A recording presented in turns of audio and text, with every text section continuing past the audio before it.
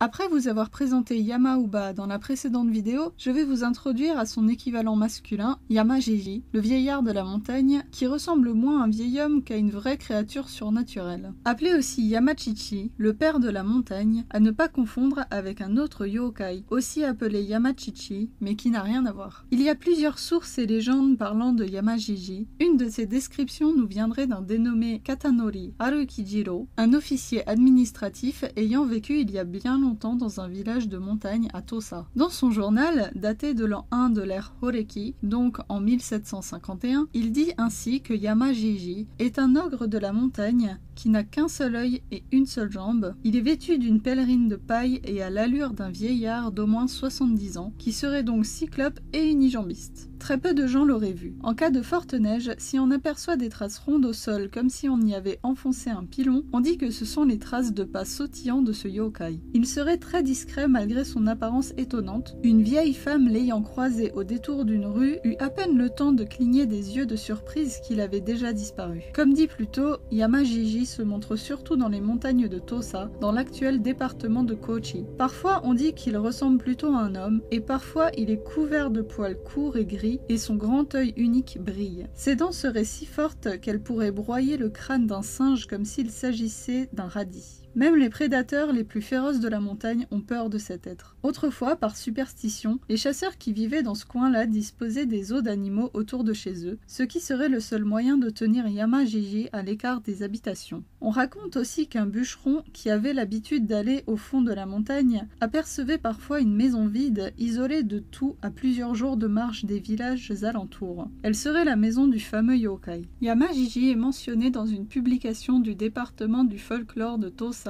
le Kinsei Tosa Yokai Shiryo. Il y est décrit comme faisant entre 90 cm à 1,20 m, avec de longs cheveux gris poussant tout autour de son corps. Il aurait ses deux yeux, mais l'un est beaucoup plus gros que l'autre, ce qui donne l'impression qu'il n'en a qu'un. Ici aussi, ses dents seraient incroyablement fortes, mais les chasseurs, loin de le craindre, l'apprivoiseraient pour l'utiliser afin de faire fuir les loups. Il peut apparaître sur les routes que fréquentent les gens, mais jamais devant eux directement. On ne remarquerait sa présence qu'après son passage, grâce aux marques de pas qu'il laisse au sol, comme des petits trous bien espacés. Il y a aussi une mention spéciale pour sa voix, qui serait si forte qu'elle ferait écho dans toute la montagne, faisant trembler ciel et terre, tomber toutes les feuilles des arbres, ces derniers tremblant autant que les rochers tout autour. Les malchanceux l'ayant entendu auraient eu les tympans percés et en seraient morts. Une histoire conte qu'un chasseur aurait provoqué un Yama-jiji en duel vocal et qu'il l'aurait vaincu en utilisant le bruit d'un coup de feu. Humilié, le yokai se transforma en araignée et se faufila par la suite dans la maison du chasseur afin de l'attaquer dans son sommeil.